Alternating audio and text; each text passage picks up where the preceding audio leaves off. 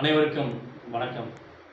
கடந்த 14ஆம் தேதி வெள்ளிக்கிழமை சென்னையில் தமிழ்நாடு தேவர் பேரவை மாநில தலைவர் ஐயா பசுமன் முத்தியாத்தேவர் அவர்கள், அண்ணா திராவிட முன்னேற்றக் கழகத்தினுடைய பொதுச் செயலாளர், தமிழக சட்டமன்ற எதிர்க்கட்சித் தலைவர் மதிப்புக்குரிய எடப்பாடி பழனிசாமி அவர்களை சந்தித்து வருகின்ற 2026 சட்டமன்ற தேர்தலில் அதிமுகவுக்கு தன்னுடைய முழு ஆதரவை தெரிவித்தார்.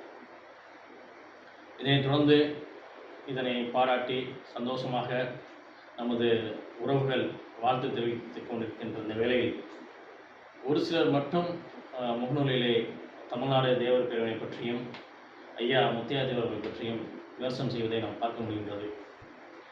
இது மாதிரி விலை போயிட்டார், தேவ சமுதாயத்துக்கு துரோகம் பண்ணிட்டார், எடப்பாடி பழனிசாமி கிட்ட போய் பெட்டி வாங்கிட்டார், இந்த மாதிரி விமர்சனமாக பார்க்க முடியுது. உண்மையில் நடந்த விஷயம் என்ன? தமிழ்நாடு தேவர் பேரவை ஆரம்பிக்கப்பட்ட வருடம் என்பது 1980.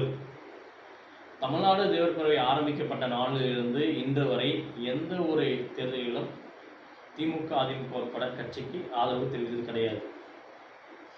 அதனை மீறி தற்சமயம் அரசியல் நிலைப்பாடு எடுக்க வேண்டிய காரணம் என்பது நான் பின்னிட்டு அதை நான் சொல்கின்றேன். ஏன் திமுக அதிமுகவுக்கு இதுவரை ஆதரவு தெரிவிக்கவில்லை என்று சொன்னால், தமிழ்நாடு தேவர் பேரவை 1980 காலகட்டத்திலே வலுவாக இருந்த பொழுது அகில இந்திய ஃபார்வர்டு கட்சியும் இருந்தது. அப்பொழுது ஃபார்வர்டு கட்சி யாரை ஆதரிக்கிறார்களோ அவர்களை மட்டும்தான் தேவர் பேரவை ஆதரித்து வந்தது. அந்த வகையில் ஃபார்வர்டு கட்சியை முழுமையாக தேவர் பேரவை ஆதரித்தது வேறு எந்த கட்சியும் ஆதரித்து கிடையாது. ஸோ அதன் பின்னிட்டு காட்சியல் காலங்கள் மாறி வருகின்ற சூழலை ஐயா முத்தியாத்தேவர் அவர்கள் கடந்த 2015ஆம் ஆண்டு முதல் தமிழ்நாடு தேவர் பேரவைக்கு தலைவராக பதவியேற்று வருகிறார்.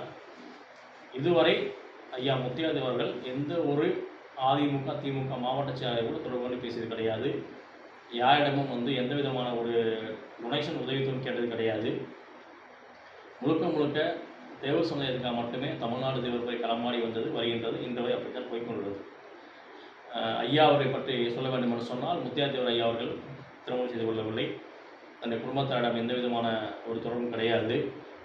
கிட்டத்தட்ட பார்த்தீங்கன்னா கடந்த ஒரு 30 வருட காலமாக அந்த சமுதாயத்துக்காக தேவர் இனத்திற்காக எவ்வளவோ வழக்குகள், குறிப்பிட்டு சொல்ல வேண்டும் என்று சொன்னால், திருச்சி மத்திய சிறையிலே 3 முறையும், மதுரை மத்திய சிறையிலே 5 முறையும், திருநெல்வேலி மத்திய சிறையிலே 3 முறையும், சென்னை மத்திய சிறையில் 4 முறையும் சிறைவாசத்தை அடுக்கிக் கொண்டே போகலாம். கிட்டத்தட்ட அவர் மேலே கிட்டத்தட்ட 16 வழக்கு நிலுவையில் ஐயா மேலே இன்னும் இருக்குது. இப்போ கூட பார்த்தீங்கன்னா போன மாதம் ஆப்பநாடு மரபு சங்கம் முதுகுளத்தூரில் நடத்தி அந்த கண்டன ஆர்ப்பாட்டத்தில் கலந்துக்கிட்டாப்புல. அதில் முதுகுளத்தூர் காவல்துறை வழக்கு போட்டு திருச்சி மத்திய சிறையில் 5 நாள் உள்ளே இருந்தார். கிட்டத்தட்ட பார்த்தீங்கன்னா 1 மாதம் திருச்சியில் தங்கியிருந்து ஸ்ரீரங்கம் ரயிலத்தில் காலை மாலை 2 பேர் கையெழுத்து போட்டார். இதெல்லாம் அவர் செய்த தியாகங்கள் அடுக்கிக்கிட்டே போனான்.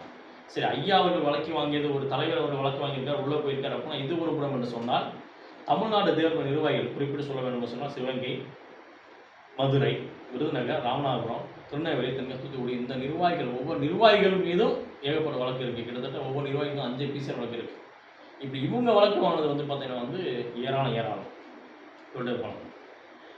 இப்படி போகின்ற ஒன்று அரசியல் நிலைப்பாடுக்கான காரணம் என்ன என்று நம்ம எடுத்துக்கொண்டோம் என்று சொன்னால், நமக்கான கோரிக்கைகள், இனத்திற்கான தேவைகள், இதனை எப்படி நிறைவேற்றுவது என்று எடுத்துக்கொண்டோம். ஒன்று, நாம் வலுவான அமைப்பாக இருக்க வேண்டும். எடுத்துக்காட்டு சொல்ல வேண்டும் என்று சொன்னால், அதில் ஒரு மாவட்டத்துக்கு 1000 2000 பேர் இருக்கணும். ஒன்று, அரசை எதிர்த்து போராடி அதை சாதிக்க வேண்டும்.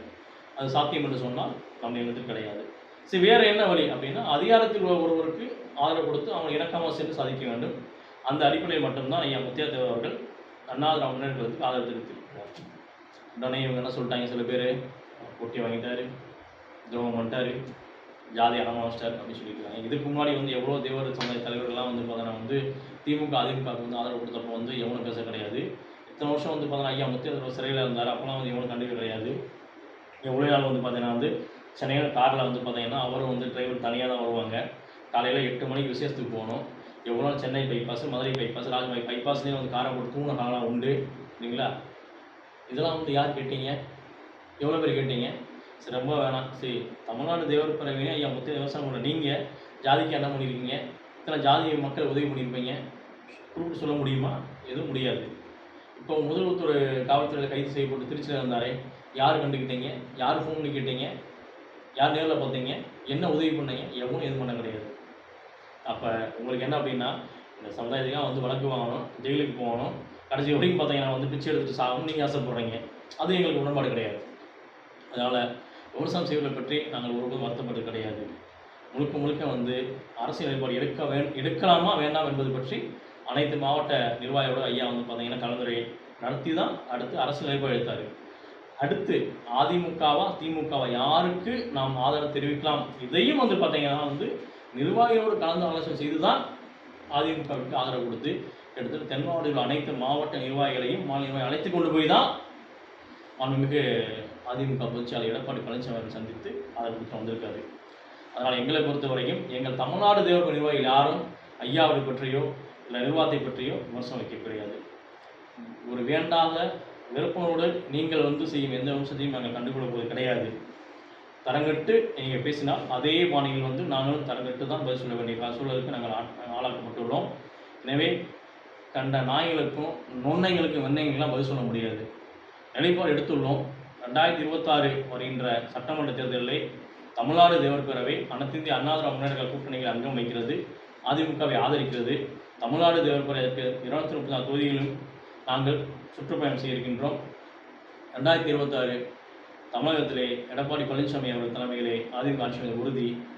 அந்த நேரத்திலே தேவசமய கோரிக்கைகளை நாங்கள் வந்து முன்வைத்து பிறப்பது உறுதி. கதறுவர்கள் கதறட்டும், கத்துவர் கத்தட்டும், நாங்கள் எங்கள் வேலையை பார்த்து கொண்டு தான் இருக்கோம். 2026 தமிழ்நாட்டிலே அதிமுக ஆட்சி அமையும் போது சந்திப்போம். நன்றி, வணக்கம்.